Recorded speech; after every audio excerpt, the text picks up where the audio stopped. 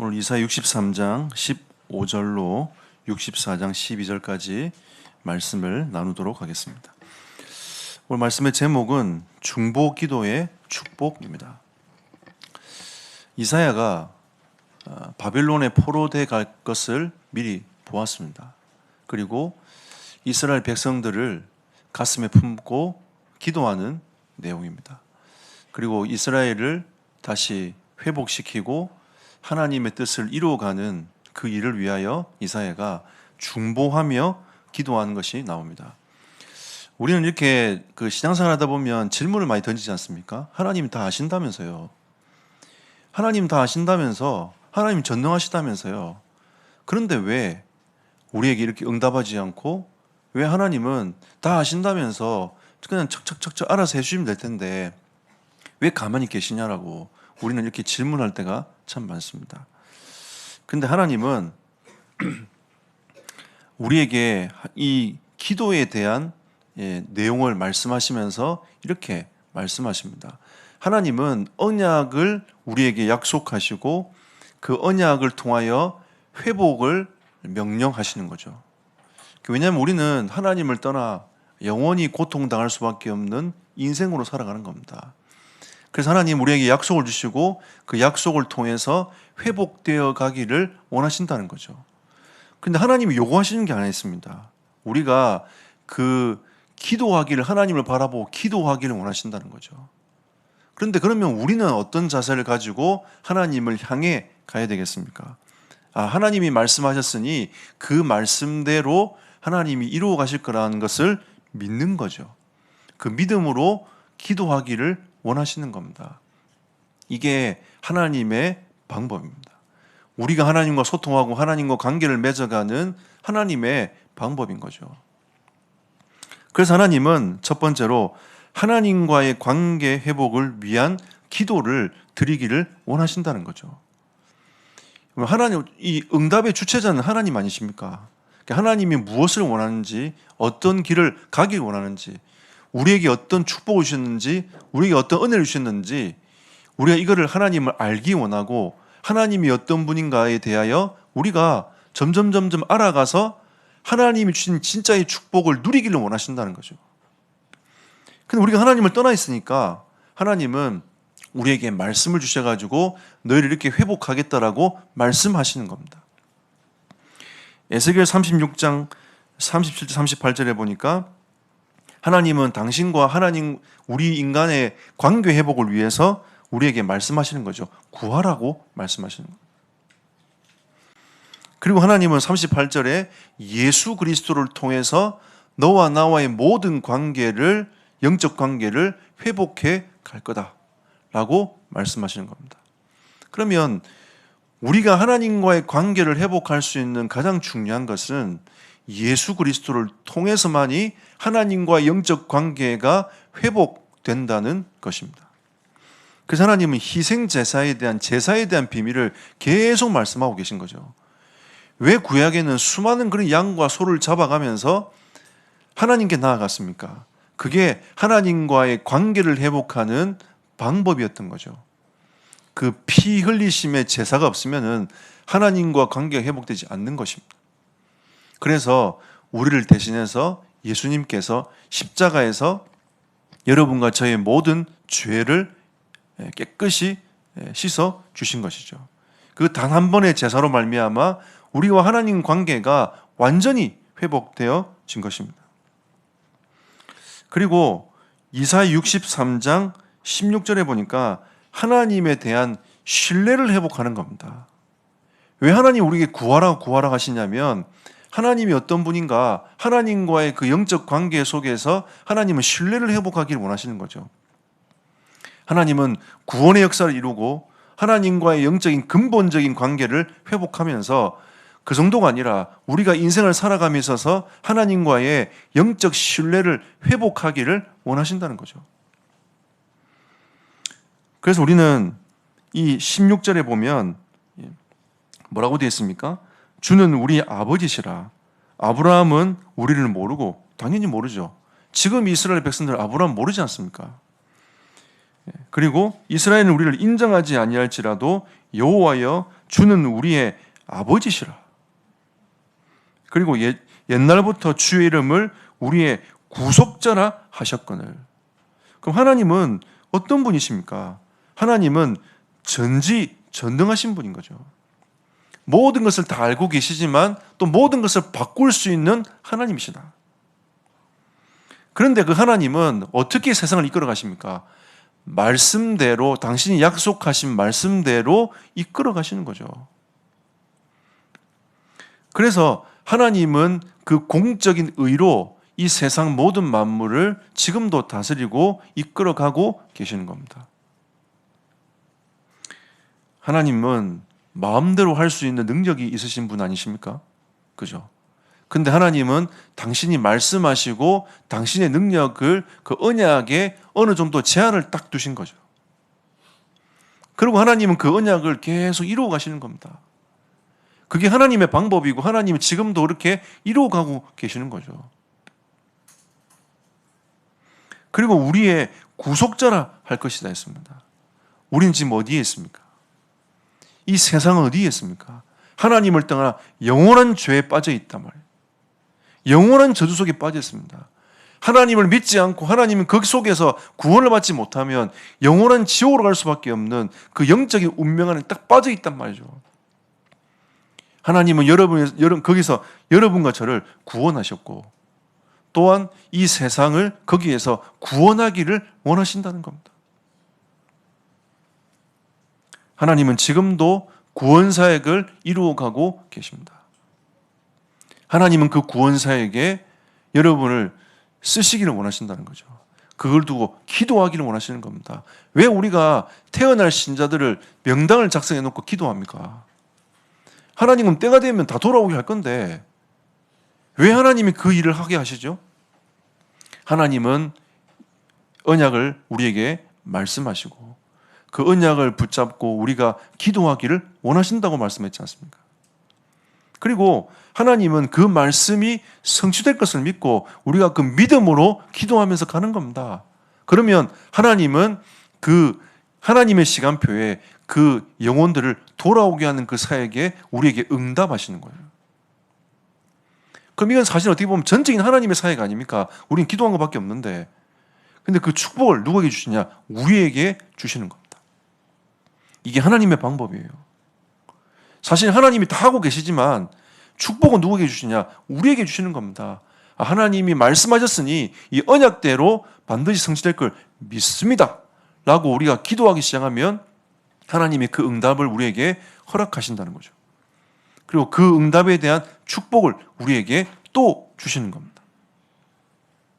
이게 하나님의 방법이에요. 이게 비밀인 겁니다. 세상 사람들은 알지 못하는 비밀인 거죠. 만약에 이게 그 예전에 제가 이제 주식을 하시는 분들 강의를 한번 들어본 적이 있거든요. 이분이 뭐라고 하냐면 돈 벌 수 있는 방향이 다 보이는데 이걸 얘기를 해도 사람들이 안 한다는 거죠. 안 한다는 겁니다. 그러니까 자기가 하는 얘기대로 조금씩 따라오면 자기에게 많은 재테크가 되고 수입이 될 건데 정말로 갈 수 있는 길을 말해줘도 사람들은 안 한다는 거죠. 그러니까 자기가 볼 때는 그게 답답하다는 거예요. 그러면서 막 얘기를 하는 거죠. 제가 그 강의를 들으면서 어떤 생각을 했냐면 그래 우리는 좀 하나님 우리에게 예수 그리스도를 통해서 모든 길을 다 열어주셨는데 우리는 자꾸 다른 길을 찾고 있으니까 얼마나 하나님이 답답하시겠냐. 저는 그 강의를 들으면서 주식을 해야 되겠다 그 생각을 한 게 아니고요. 왜냐하면 일단 돈이 없어서 주식을 못해. 뭐라도 있어야 주식을 할 텐데 일단 할 수 있는 상황이 안 돼. 근데 제가 그 강의를 들으면서 하나님이 얼마나 답답하시겠냐. 우리가 조금만 말씀 붙잡고 기도하면 하나님이 응답의 문을 열어가실 건데 왜 우리가 그 말씀 붙잡고 기도하는 그게 안 돼가지고 계속 우리는 하나님을 향하여 하나님 왜 나에게 응답하지 않느냐라고 우리는 불평의 기도를 하고 있는지. 우리는 조금만 그리스도를 붙잡고 가면 하나님이 응답하시고 길을 열어가실 건데 왜 하나님은 나에게 길을 열어주지 않고 응답하지 않느냐라고 우리는 자꾸 그렇게 생각하고 있는지. 하나님도 얼마나 답답하시겠습니까? 근데 하나님은 그 답답함을 계속 사랑으로 계속 풀어가세요. 또 기다리고 또 기다리고 또 기다리고. 하나님은 우리 인생을 두고 우리를 축복하시기 원하고 우리에게 응답하시고 모든 길을 열어가기를 원하시는 하나님이십니다. 그래서 우리가 기도했을 때 하나님이 어떻게 응답해 가시는지 하나님은 그걸 보여주기를 원하신다는 거죠. 아, 그래서 하나님 살아계시는구나. 나에게도 응답하시는구나. 이런 거를 하나님과의 영적 관계를 통해서 하나님은 신뢰관계를 회복하기를 원하신다는 거죠. 그리고 오늘 이사야 64장 5절에서 7절에 보면 이사야 선지자가 하나님께 회개하면서 나아갑니다. 그게 5절부터 7절까지. 왜 회개합니까? 하나님의 백성이 언약을 붙잡고 그 걸음을 걸어가야 되는데 어디에 빠졌어요? 범죄하고 있는 겁니다. 우상 숭배하죠. 하나님과 점점 멀어지죠. 우리가 어마어마한 구원의 축복을 받았음에도 불구하고도 그 구원의 축복을 누리지 못하고 범죄 속에 빠져버렸단 말이에요. 어두움 속에 빠져버렸어요.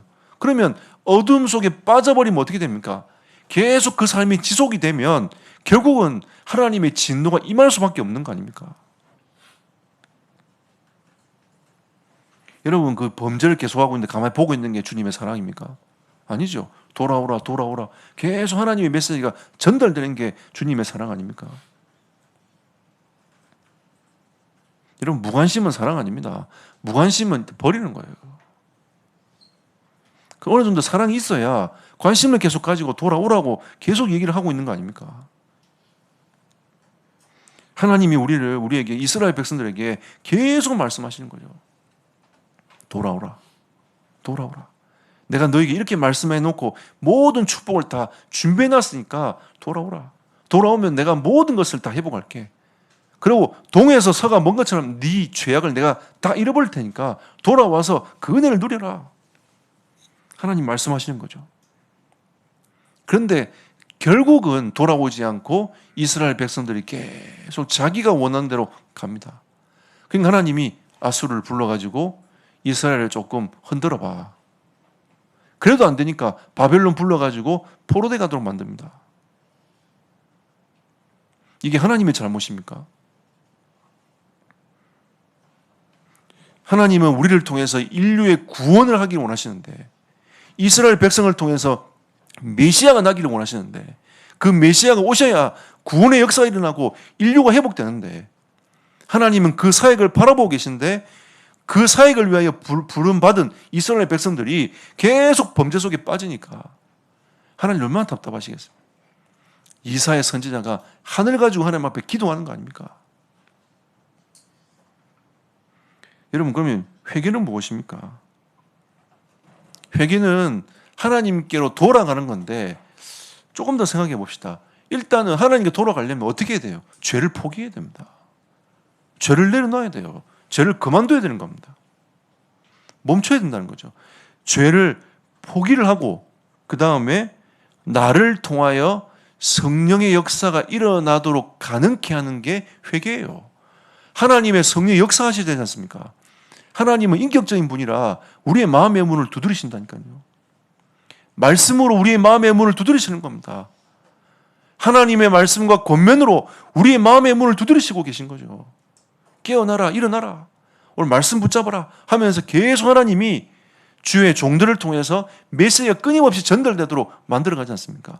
이스라엘 백성들에게 하나님 이사야를 통해서 끊임없이 하나님의 말씀이 전달되도록 만들어가지 않습니까? 우리 이사야를 통해서 하나님이 이사야 선지자의 옷을 벗겨가면서 메시지를 끊임없이 전달했습니다. 그러면 회개라는 것은 내가 죄를 멈추고 나의 인생을 통해 성령이 역사하시도록 하시는 것을 가능케 만드는 그것이 진짜 회개 아닙니까? 여러분, 우리는 우리 속에 계신 성령이 나를 통하여 역사 일어나도록 되어야 됩니다. 그게 회개예요. 그러니까 하나님과의 영적 관계를 회복하는 그 기도를 하나님이 드리기를 원하신다는 거죠. 그게 진짜 회개입니다. 회개하고 하나님 앞에 돌아오라고 하나님이 우리에게 말씀하시는 거죠.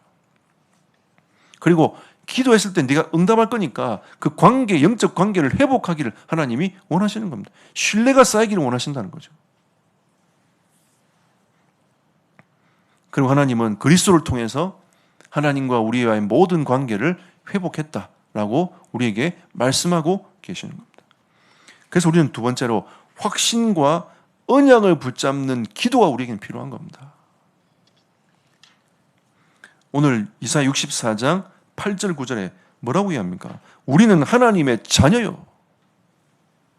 이사야 선지자가 하나님께 뭐라고 기도합니까? 우리는 하나님의 자녀가 아닙니까? 자, 그리고 9절 보십시오. 여호와여 너무 분노하지 마시오며 죄악을 영원히 기억하지 마시옵소서. 구하오니 보시옵소서. 보시옵소서. 우리는 다 주의 백성이니이다.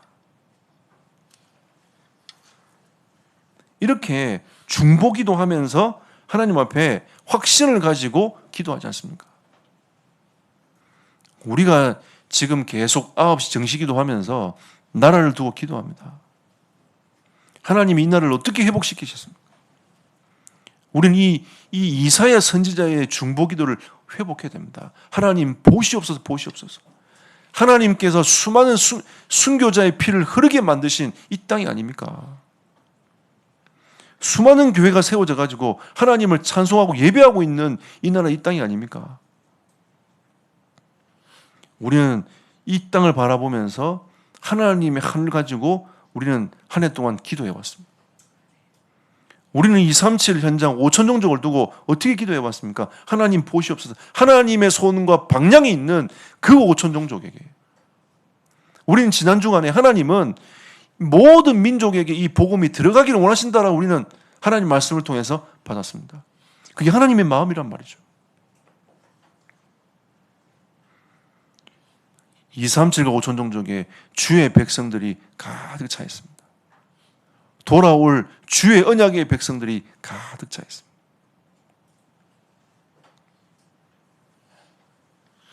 제가 지난번에 중국 강의하면서 제가 중국 사역자는 그런 얘기했습니다.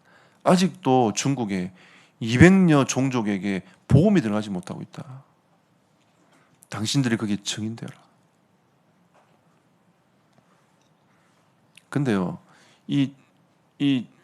그 성도들이 이게 보이는데, 줌으로 이렇게 보고 있는데, 어떤 이 사역자가 눈물이 걸싹걸싹하더라고요. 제가 그 강의하면서 그 사역자들의 마음을 볼 때에, 그래. 하나님은 이분들을 창세전에 예배해 놨다가 지금 아직도 중국에 복음이 들어가지 못한 200여 종족을 향하여 메시지가 선포될 때 이들은 가슴이 뛰는구나. 이런 제자들이 있어요, 여러분. 현장에 있다니까요.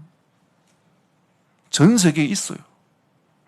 이번 주에 여러분 네팔 그 사역자 나와가지고 인도하면서 우리 핵심도 인도하고 다 했지 않습니까?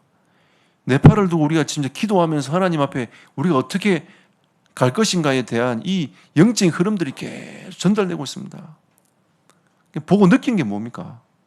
제가 그 선교사님 알거든요. 제가 예전에 전북 지역 그 대학 전도학교 강사로 갈 때 그분이 그 담당이셨단 말이에요. 그리고 그 전북 지역을 두고 계속 아이들의 전도 운동을 두고 계속 마음을 담았던 분인데 어느 날 이분이 네팔 선교사로 가시는 거예요. 지금도 보면 그분 얘기를 제가 이제 간간히 듣는데 들어보면 그 아이들을 키우려는 그 미션업만큼은 자기가 지금 몸이 안 좋지만 그 미션업만큼은 자기가 지킬 것이다. 왜? 그게 힘이 이 후대가 결국은 이 전도 운동을 이어가야 될 그 후대가 소망이고 희망이니까.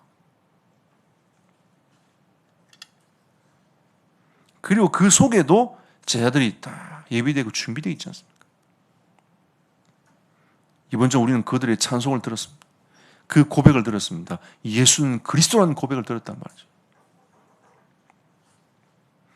우리는 하나님의 자녀여 주의 백성이니이다. 하나님이 우리를 하나님의 자녀로 부르시고 주의 백성으로 부르셨습니다. 언약을 성취해 나갈 언약의 백성으로 부르셨다니까요. 하나님은 지금 이사야 이 후반절 60장부터 시작해서 후반절은 계속 희망의 메시지를 던지고 계십니다. 여러분은 이 메시지를 받으면서 어떤 언약의 말씀을 여러분 가슴속에 담아야 되겠습니까? 난 이렇게 어려움이 있으니까 조금 더 있다가 내가 주님을 좀 바라보고 헌신하면 안 되겠냐? 우리는 대부분 이렇게 생각을 합니다. 여러분, 하나님이 여러분에게 힘 주시고 성령으로 역사하시면 모든 것을 바꾸고 가능케 하십니다. 여러분의 능력을 넘어서 지금까지 하나님이 역사해 오시지 않습니까? 우리의 상황 관계없이 하나님은 그 상황을 넘어서 지금까지 역사해 오셨습니다. 이 나라가 복음 받았지 어떻게 알았겠습니까? 하나님은 이 조선 땅에 이 복음을 심어가지고 우리 후대가 이 복음을 받고 마음껏 주님을 찬송하고 예배할 수 있도록 선교할 수 있는 꿈을 꾸도록 하나님이 이 나라를 축복하셨습니다. 우리는 더 이상 물러서면 안 돼요. 그러고 또 1년이 또 지나갑니다.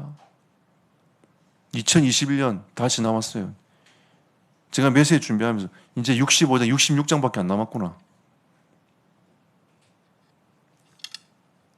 이제 이 이사야서는 2장밖에 안 남았는데, 야, 1년 동안 하나님이 이 66장의 인생을 쭉 끌어오셨구나.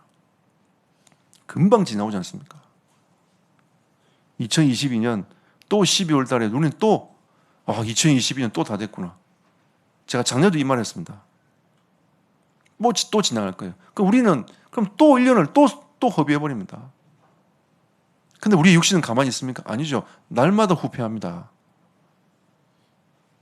우리 육신은 회복되는 게 아니고 날마다 후퇴해져 가요. 그게 인생 아닙니까, 여러분? 그러면 이번 연도 아니고 내년도에 그러면 여러분 후퇴한 인생을 살아가면서 후퇴한 인생 속에서 하나님께 또 헌신해야 돼요. 우리가 대충 생각해봐도 만약 내가 지금 힘을 쓸 수 있는 프로테인이 70%라면 내년은 69%로 내려갑니다. 우리에겐 시간이 별로 없습니다.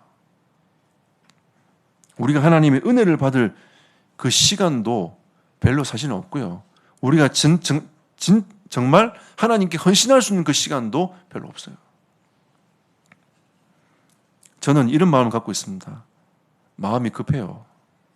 그런데 이 마음이 급한 이 마음을 나의 삶은 진짜 여유로움을 가지기 위하여 그 삶을 살아갑니다. 마음은 하나님을 향한 그 마음을 가지고 내 삶은 하나님 앞에서 여유롭게 계속 갑니다. 왜? 안 그러면요 힘들어요. 엄청 스트레스 받습니다. 선교사님들 하시는 얘기 있어요. 가서 빨리빨리, 한국은 빨리빨리 뭔가 증거를 얻기 원하거든요. 뭐 건물도 막 올라서야 되고 막 많은 일들이 막 사업을 벌려야 이제 한국 사람들은 저분이 선교 좀 하는가 보다 이렇게 생각하는 거죠. 근데 여러분 진짜 선교는요 이 선교사님들이 그 나라 언어로 이 메시지가 증거돼야 됩니다. 그게 진짜 시작이에요. 근데 한국 교회는 그걸 기다려주지 않습니다. 얼마나 급한지 몰라요.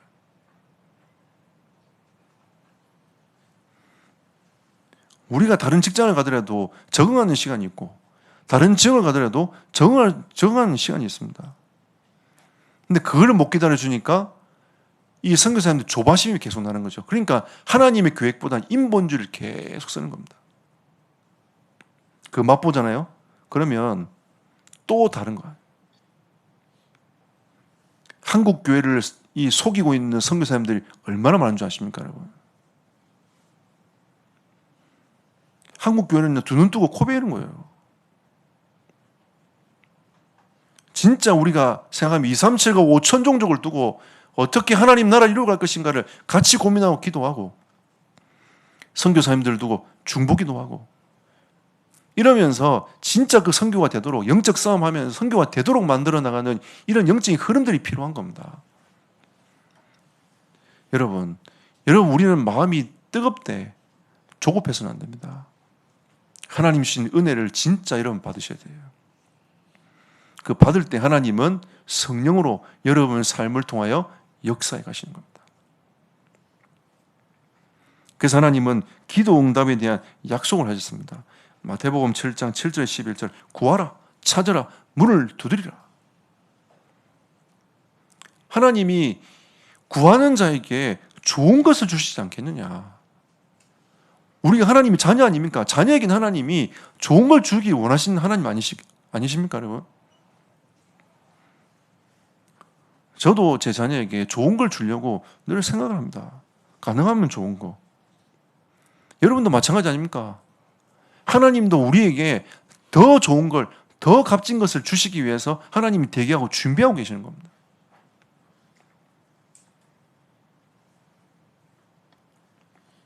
그리고 요한복음 14장 14절에 예수님이 제 아들에게 말씀하셨습니다. 내 이름으로 무엇인지 구하면 내가 행하리라. 예수 이름을 주셨습니다. 예수 이름을 우리에게 주시고 그 이름으로 구하라 말씀하신 거죠. 저는 그냥 새 가족들한테는 그냥 구하고 싶은 대로 구해보라 얘기합니다. 왜?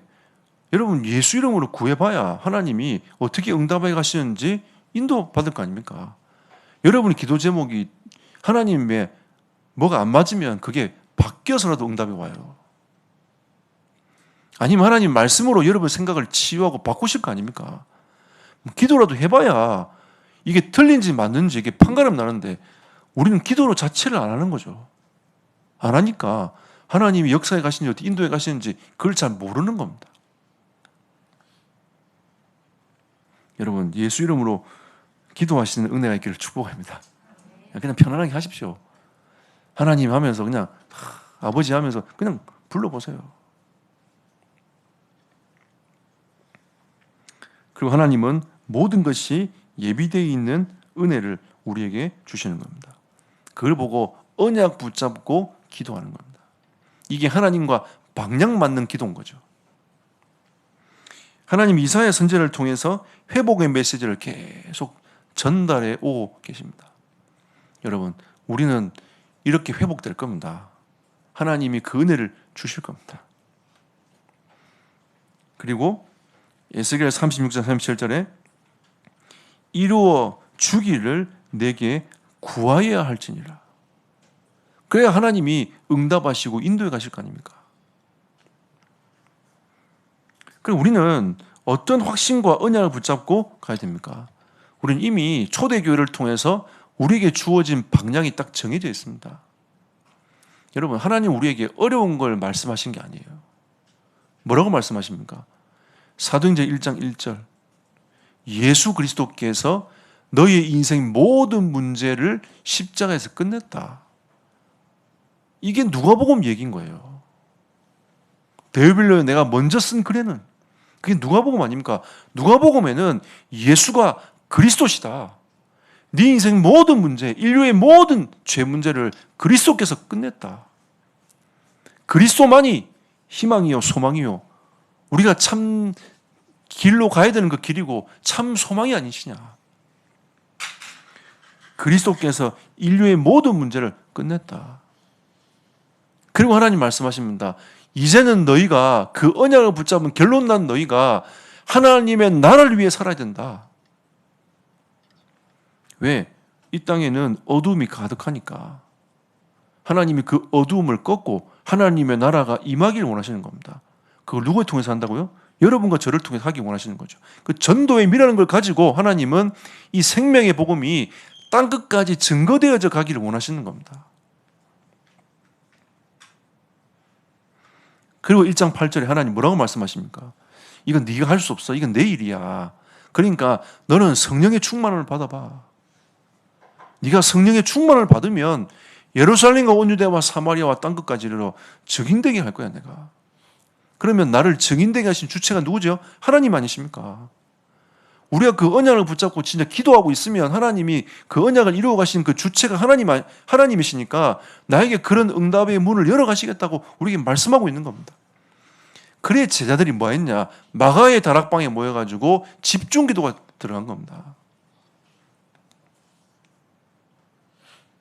그러니까 그 뒤에 어떤 역사가 일어났습니까? 그 마가의 다락방에 약속하셨던 성령이 임재하셨어요. 그 마가 다락방에만 임재하신 게 아니라 각자에게 하나님의 성령이 임재하셨습니다. 그 이후에 하나님께서 말씀하신 대로 15개 나라의 문이 쫙 열려버렸어요. 2, 3, 7, 5천 종족, 그 문은 하나님이 이미 다 준비해놨습니다. 문이 쫙 열릴 겁니다. 우리 공주 지역에 이 다민족을 어떻게 살릴 것인가? 우리가 진짜 기도하고 있으면 하나님이 예배놓은 문을 하나님이 쫙 여실 거예요.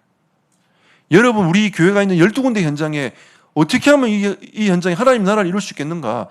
언약 붙잡고 기도하고 있으면 하나님의 때가 되면 하나님 문을 열어가실 거예요. 그게 사도행전 2장 역사입니다. 어느 날 보니까 말씀이 나를 통해 성취가 되네, 이루어지네. 나중에 거기에서 제자도 막 세워지는 겁니다. 지속할 문이 계속 열리는 거죠. 얼마나 쉽습니까, 여러분? 그죠? 그러니까 우리가 뭔가 자꾸 하려고 하니까 힘이 드는 거지, 마음은 하나님을 향하여 간절한 심령을 가지고 있대, 여유를 가지고 여러분이 이 기도 속으로 들어가 버리면 돼요. 그러면 하나님의 성령이 역사하실 거 아니겠습니까? 결론을 맺겠습니다. 그러니까 우리는 어떤 기도를 해야 되냐, 어떤 중보를 해야 되냐, 살리는 기도를 해야 됩니다. 일단 여러분 자신을 살려버리세요. 그게 나를 살리는 골방 기도입니다. 사람들은 내 기도 이만큼 한다, 이렇게 얘기를 하고 있지만 하나님은 골방에 들어가 기도해라, 니를 살리는 기도를 해라, 하나님과 진짜 통하는 기도를 해라.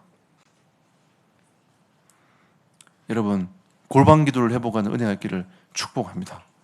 거기서 여러분 하나님께 무릎을 꿇으세요.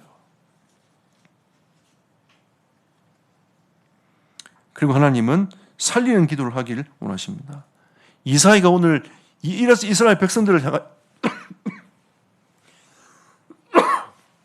중보기도 했던 것처럼 하나님은 237과 치유와 서밋을 두고 하나님은 중보기도 하기를 원하십니다. 그러면 237은 무엇입니까? 모든 민족이 속해 있는 237 아닙니까? 그래서 우리는 237을 막연하게 그냥 우리가 기도하고 있는 곳만 기도하는 게 아니라, 이번 주간 기도하면서 또 어제 핵심 참여하면서 하나님이 제게 이런 마음을 딱 주시더라고요. 매주 나라를 두고 기도한 기도 제목들이 오니까 우리가 237을 두고 우리 교회가 기도하고 있는 것들을 통틀어서 기도하되, 구체적으로는 매주 이 본부에서 흘러나오는 그 나라들을 두고 우리가 집중적으로 기도해보자. 이번 주는 어느 나라를 두고? 네팔을 두고 기도해보자. 이번에 이제 네팔 그 양윤호 선교사님 다음으로 파송된 우리 박지원 목사님이 지난 주말 우리 교회 오셨지 않습니까? 우리가 그러면 하나님이 우리에게 이 네팔을 먼저 듣게 하시고 이번에 또 네팔을 두고 기도하자라고 우리에게 나온 이 응답들을 우리가 좀 받아서 누려보자. 우리 이걸 한번 실천 한번 해보자. 여러분, 이번 주간은 우리 교회가 기도하고 있는 이 선교 현장을 두고 기도하실 때 특별히 네팔을 두고 기도하는 한 주간 되시기를 예수 이름으로 축복합니다. 그리고 치유라는 것은 어떤 것입니까? 하나님은 그리스도를 통해서 우리 인생의 모든 문제를 십자가에서 다 끝내놨단 말이에요. 진정한 치유는 그리스도를 진정으로 믿는 것입니다. 십자가를 믿는 것이죠. 부활의 능력을 믿는 것입니다. 지금 나의 상태가 이만큼이지만 하나님께서 그리스도를 통해서 나의 모든 것을 회복하고 바꿀 줄 믿는 그 믿음 가운데 서는 것입니다. 이게 치유예요. 암 걸렸는데 암이 치유됐다. 그거는 눈에 보이는 치유지만 진정한 치유는, 근본적인 치유는 그리스도로 만족하고 끝나는 것입니다. 이게 진짜 치유예요. 우리는 이 치유 사역을 두고 기도하면 이게 하나님의 나라인 것입니다. 이게 주인이 바뀌는 거죠. 늘 병에 붙잡혀 있는 나의 인생이었는데 병이 그대로 있지만 괜찮아. 그리스도가 주인이 딱 되는 겁니다. 이게 진정한 치유예요. 그런데 어느 날 보니까 하나님이 나의 육신적인 문제도 치유해버렸네. 나의 마음적인 이 병도 하나님 치유해버렸는데 어느 날 하나님이 나의 이 영적인 문제도 하나님 나를 치유해버렸네. 그러면서 우리는 증인으로 딱 서는 겁니다. 우리의 초점은 내가 언제 이 정신 문제에서 벗어날 수 있느냐, 내 육신 문제에서 벗어날 수 있느냐, 여기에 초점을 맞추지만 그리스도로 끝났다. 그러면서 믿음으로 걸음을 걸어가는데 하나님이 어느 날 내 육신이 회복돼 버렸어. 하나님이 나의 인생을 바꾸신 겁니다. 하나님이 나의 인생을 바꾸셨구나. 그러면서 또 걸음을 걸어가는 거예요. 정인의 삶을 살아가는 겁니다. 이게 진정한 치유입니다. 이걸 간증하고 포럼하는 게 진짜 포럼 아닙니까? 그때 하나님의 나라가 임하는 겁니다.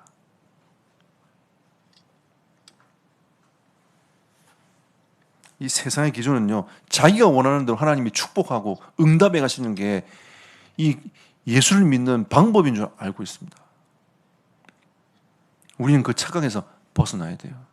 진짜 언약을 딱 붙잡고 걸음을 걸어가야 됩니다. 어떻게 보면 후대가 떠난 것도 그 이유일 수도 있어요. 예전에 우리가 어릴 때 밥 한 통 남기지 말라고 어른들이 엄청나게 말을 했습니다. 왜? 쌀이 얼마나 귀한 줄 아냐면서. 우리가 먹고 사는 지가 어려우니까 그 쌀 한 통이 정말 귀하다고 계속 했단 말이에요. 지금 시대가 바뀌어버렸어요. 지금 밥 먹기 싫으면 밥 먹지 말라고 합니다. 애들도 꼭 굳이 밥을 먹어야 되나 이런 생각을 가져요. 왜? 세상에 널린 게 음식이야. 옛날 우리나라 음식 맛있지만 요즘에는 뭐 태국 안 가도 태국 음식 먹을 수 있어요. 그렇지 않습니까, 여러분? 이런 시대가 됐기 때문에 이 흐름이 바뀌었단 말이에요. 우리가 진짜 하나님의 나라를 위하여 진정한 치유가 무엇인지 성경적으로 돌아가야 후대도 교회로 돌아오는 겁니다. 우리 인생도 흩어져 있던 수많은 영혼들이 주님 앞에 돌아오는 거죠. 그리고 후대가 복음 서밋이 되는 우리는 기도를 해야 됩니다. 어제 제가 메시지를 쭉 들으면서 하나님이 이런 마음을 주시더라고요. 내년에는 우리 교회가 좀 갱신해가지고 갈 건데 이 갱신이 좀 가정에서부터 일어나지 않겠냐. 예배 끝나고 제가 이제 짧게 내년도를 향한 브리핑을 한 10분 동안 할 겁니다. 우리가 2022년도는 우리 전 교인이 갱신하지 않으면 이 프로젝트는 이루어지지 않습니다, 여러분. 전 교인이 갱신해야 돼요. 이거는 교육자만 뛰어야 되는 문제가 아닙니다, 여러분. 전 교인이 갱신해야 돼요. 하나님이 우리에게 전 교인이 갱신할 수 있는 좋은 시간표를 주셨습니다. 저는 지금 이제 막 가슴이 막 들떠 있어요. 왜냐하면 왜냐하면 제가 해야 되는 게 더 많아지고 교육자도 해야 되는 게 많아지지만 이게 이제 하나님께서 하나님 나라를 이루어 가시는 응답이 앞으로 일어날 거라고 생각하니까 이게 좀 이렇게 가슴이 막 벅차고 막 그렇습니다. 제가 원래 앞에 나서는 별로 안 좋아하는데 오늘 브리핑은 상당히 지금 들떠 있는 브리핑을 할 겁니다. 그래서 이거는 이제 앞으로 매달, 매주, 매일로 우리 후대들을 살리는 매주, 매일로 가야 됩니다. 그럼 누군가는 헌신을 해야 되겠죠. 누군가는 마음을 담아줘야 되겠죠. 이게 매주, 매일 가도록 여러분 힘 얻으시기를 예수 이름으로 축복합니다. 그래서 우리는 이 일을 두고 기도해야 됩니다. 어떻게 헌신하지? 그 생각 말고 하나님이 오늘 우리에게 중보기도를 하셨으니까 기도하면서 하나님 주신 힘을 얻는 은혜가 있기를 축복합니다. 그래서 마가복음 9장 29절에 기도 외에는 다른 것으로 이런 종류가 나갈 수 없느니라. 그러면 결론적으로 말씀드리면 성령이 역사하셔야 돼요. 진짜 성령이 역사하셔야 이 모든 것이 가능합니다. 아무리 좋은 프로젝트가 있어도 성령이 역사하지 않으면 안 됩니다. 여러분 이번 한 주간 또 우리가 진짜 중보기도 하면서 성령이 역사하시는 또 그 성령의 역사 흐름 속에 들어가는 한 주간이 되시기를 예수 이름으로 축복합니다.